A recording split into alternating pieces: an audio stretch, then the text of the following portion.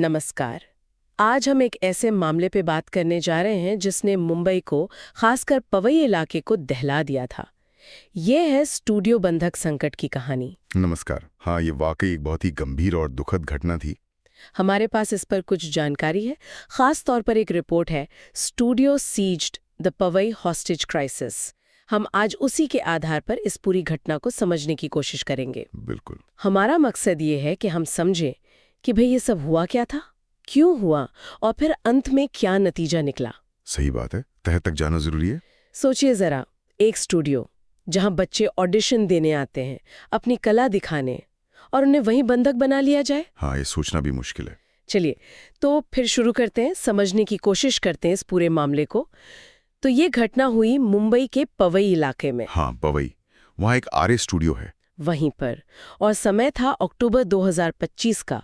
Report कहती है शायद 30 अक्टूबर 2025 की बात है ये। जी, अक्टूबर एंड का ही वाकया है ये। हुआ ये कि उस दिन कुल 19 लोगों को स्टूडियो के अंदर बंधक बना लिया गया। 19 लोग? और जो बात इसे और भी डरावना बनाती है वो ये कि इन 19 में से 17 तो बच्चे थे। हाँ, ये सबसे परेशान करने वाली बात थी। बच्चे, और उनकी उम्र भी महज 10 से 12 साल के बीच। सोचिए, और उनके साथ 2 बड़े लोग भी थे, 2 वयस्क। जी, 2 वयस्क भी शामिल थे। और सबसे अजीब बात, या शायद दुखद, कि इन सबको वहां बुलाया गया था ऑडिशन के बहाने। हाँ, मतलब एक उम्मीद लेकर आए थे वो लोग, बच्चे। बिल्कुल, एक सामान्य सा दिन, एक मौका, और वो अचानक एक भयानक सपने में बदल गया। सही कहा।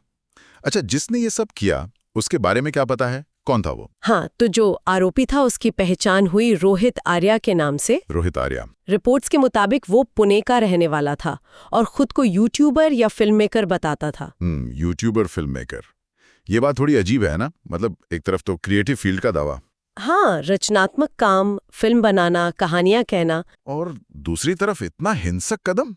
बिल्कुल उल्टा, जिसने इतने लोगों की जान, खासकर बच्चों की जान खतरे में डाल दी। सही बात है। ये समझना जरूरी है कि कोई क्रिएटिव फील्ड से जुड़ा होने का दावा करने वाला आखिर इस रास्ते पर क्यों गया। क्या ये सिर्फ दिखावा था या उसकी निराशा इतनी गहरी थी? ये एक बड़ा सवाल है। तो यही सवाल आता है कि आखिर उसने ऐसा किया क्यों। जो शुरुआती जानकारी सामने आई उसके हिसाब से उसकी महाराष्ट्र सरकार से कोई गहरी नाराजगी थी। अच्छा, सरकार से दिक्कत थी उसे? हाँ, लगता है वो सिस्टम से किसी बात पर बहुत खफा था। क्या खास शिकायतें थी उसकी, कुछ पता चला? हाँ, रिपोर्ट्स में 2 मुख्य बातें सामने आई। पहली तो ये कि उसका आरोप था कि सरकार ने उसकी एक फिल्म लेट्स चेंज नाम की। हाँ, सुना है इसके बारे में। तो उसका कहना था कि इसी फिल्म के आइडिया पर सरकार ने एक स्कूल प्रोजेक्ट शुरू किया, माजी शाला सुंदर शाला। ओके। लेकिन उसे इस प्रोजेक्ट का क्रेडिट नहीं दिया गया। मतलब उसकी मेहनत का श्रेय किसी और को मिल गया या उसे नजरअंदाज कर दिया गया, ऐसा उसका मानना था। क्रेडिट वाली बात, ये अक्सर क्रिएटिव फील्ड में विवाद का कारण बनती है। और दूसरी शिकायत पैसों से जुड़ी थी। अच्छा, पैसे भी? हाँ, उसका दावा था कि इसी काम के सिलसिले में सरकार पर उसका 2 करोड़ रुपए से ज्यादा का बकाया था, पेमेंट नहीं हुआ था। 2 करोड़? ये तो बड़ी रकम है। तो मतलब मामला सिर्फ पहचान का नहीं था, पैसों का भी था। बिल्कुल। और एक और बात जो सामने आई कि उसने कथित तौर पर कहा था कि वो सुसाइड नहीं करना चाहता। अच्छा, तो फिर क्या चाहता था? वो कह रहा था कि वो कुछ खास लोगों से बात करना चाहता है, उनसे सवाल पूछना चाहता है। ये बात स्थिति को और कॉम्प्लेक्स बना देती है।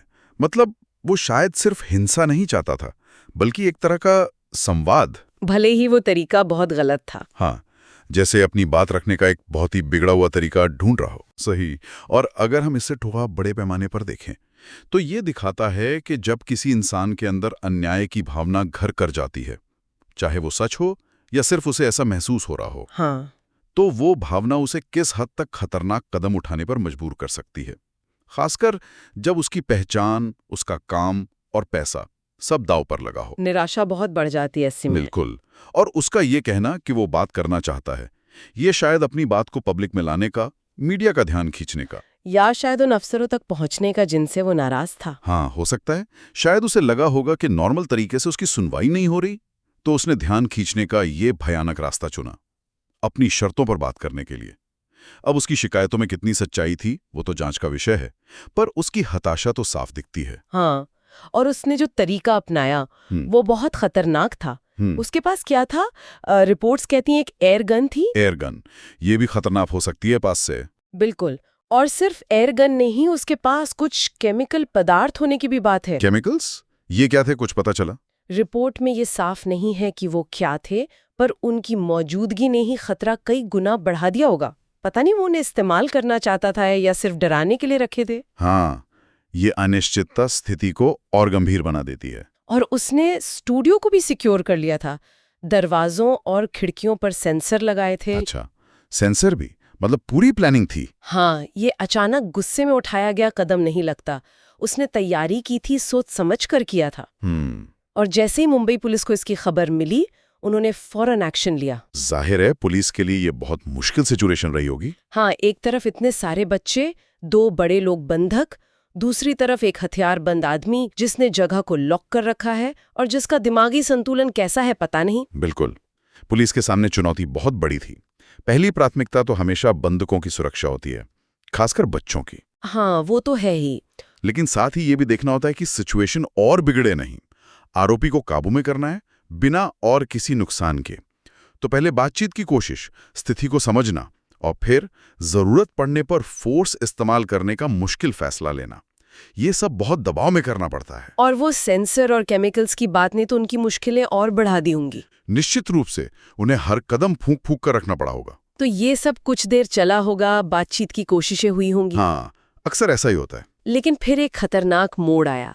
रिपोर्ट के मुताबिक रोहित आर्या ने बच्चों को नुकसान पहुंचाने की धमकी दी। ओहो, ये सबसे बुरा डर होता है ऐसी स्थिति में। हाँ, और ये भी कहा गया है कि उसने एयर गन से एक बंधक पर निशाना भी साधा। निशाना साधा? तब तो हाँ, ये वो पॉइंट था जहां शायद बातचीत के सारे रास्ते बंद नजर आने लगे। बंधकों की जान पर सीधा खतरा आ गया। तब तो पुलिस के पास एक्शन लेने के समय कोई चारा नहीं बचा होगा। बिल्कुल। जब बच्चों या किसी भी बंधक की जान पर बनाए तो पुलिस को जवाबी कार्रवाई करनी पड़ती है, और इसी दौरान फायरिंग हुई जिसमें रोहित आर्या को गोली लगी। और फिर उसे अस्पताल ले जाया गया, लेकिन चोटें गंभीर थी। बाद में उसकी मौत हो गई। तो आरोपी की मौत हो गई। हाँ, इस तरह ये बंधक संकट खत्म हुआ। लेकिन इस दुखद अंत के बावजूद सबसे जरूरी बात क्या रही? सबसे जरूरी और राहत की बात ये थी कि सभी 19 बंधक, वो 17 बच्चे और 2 वयस्क, सुरक्षित बचा लिए गए। हाँ, ये सबसे महत्वपूर्ण है। किसी बंधक को कोई चोट नहीं आई? नहीं, किसी को शारीरिक नुकसान नहीं पहुंचा। ये पुलिस ऑपरेशन की सबसे बड़ी कामयाबी है, बंधकों को सेफ निकालना। सही बात है। और ये दिखाता है कि ऐसी स्थितियां कितनी जटिल होती हैं। पुलिस फोर्स को हर पल बदलते हालात में मुश्किल फैसले लेने होते हैं। फोर्स का इस्तेमाल हमेशा आखिरी रास्ता होता है। हाँ, बिल्कुल। लेकिन जब लोगों की, खासकर बच्चों की जान खतरे में हो, तो ये जरूरी हो जाता है। रोहित आर्य की मौत दुखद है, लेकिन सभी बंदूकों का सुरक्षित बचना ये दिखाता है कि पुलिस ने अपनी प्राथमिकता सही रखी और बहुत मुश्किल हालात में भी अपना काम सफलतापूर्वक किया। हाँ, ये ऐसी स्थितियों से निपटने के लिए जरूरी ट्रेनिंग, संयम और फैसले लेने की क्षमता को दिखाता है। बिल्कुल। तो अगर हम इस पूरी घटना को देखें तो इससे हम क्या खास बातें निकाल सकते हैं, क्या निष्कर्ष है? पहला तो यही कि जब किसी को लगता है कि उसके साथ सिस्टम ने या सरकार ने अन्याय किया है, चाहे वो पैसे का हो, पहचान का हो या क्रेडिट का, तो उसका गुस्सा और निराशा किस हद तक बढ़ सकती है। अगर बातचीत के रास्ते बंद लगें तो लोग ऐसे खतरनाक कदम उठा सकते हैं। सही कहा, हताशा बहुत खतरनाक हो सकती है। दूसरा, इस मामले में बच्चों का शामिल होना, इसने स्थिति को बहुत ज्यादा गंभीर और संवेदनशील बना दिया था। हाँ, इससे पुलिस पर दबाव और बढ़ गया होगा। समाज पर भी इसका असर बहुत गहरा पड़ा होगा। बिल्कुल, बच्चों की सुरक्षा सबसे पहले आती है। निश्चित रूप से। और तीसरा, मुंबई पुलिस का तेज रिएक्शन और आखिर में लिया गया एक्शन, इसने सभी बंधकों की जान बचाई। हाँ, आरोपी की जान गई जो दुखद है, लेकिन बंधकों को बचाना पहली जिम्मेदारी थी और वो उन्होंने पूरी की। ये ऐसी मुश्किल सिचुएशंस की कड़वी सच्चाई है। बिल्कुल सही। ये घटना ये भी सोचने पे मजबूर करती है कि जब विवाद, खासकर जिनमें अन्याय, पैसे या पहचान का एहसास जुड़ा हो, जब उनका हल बातचीत से नहीं निकल पाता, तो वो कितने खतरनाक और हिंसक हो सकते हैं। एक व्यक्ति की शिकायतें, चाहे वो सही हो या गलत, अगर अनसुनी रह जाएं तो पूरे समाज के लिए खतरा बन सकती हैं। एकदम सही कहा आपने। और ये कानून लागू करने वाली एजेंसियों पे जो भारी दबाव होता है उसे भी दिखाता है। हाँ, वो तो है ही। उन्हें सिर्फ टैक्टिकल चुनौतियां नहीं झेलनी पड़ती, बल्कि नैतिक और मनोवैज्ञानिक दबाव भी बहुत होता है। रियल टाइम में फैसले लेने होते हैं जिनका नतीजा जिंदगी और मौत का सवाल बन सकता है, खासकर जब बच्चे इन्वॉल्व हों। हाँ, तब तो हर फैसले का वजन और भी बढ़ जाता है। तो आखिर में ये घटना हमें एक जरूरी सवाल पर सोचने को कहती है। इस एक दुखद घटना से हटकर अगर हम सोचें तो क्या हम ऐसे सिस्टम बना सकते हैं या मौजूदा सिस्टम को बेहतर कर सकते हैं? किस तरह के सिस्टम?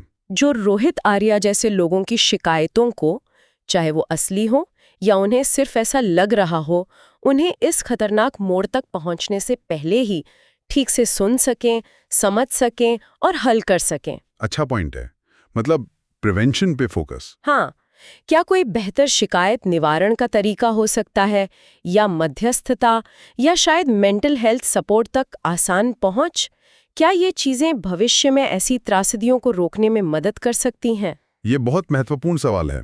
इस पर समाज को और सिस्टम को दोनों को गंभीरता से सोचना होगा ताकि ऐसी नौबत दोबारा ना आए। बिल्कुल। इसी सोच के साथ आज की चर्चा यहीं समाप्त करते हैं।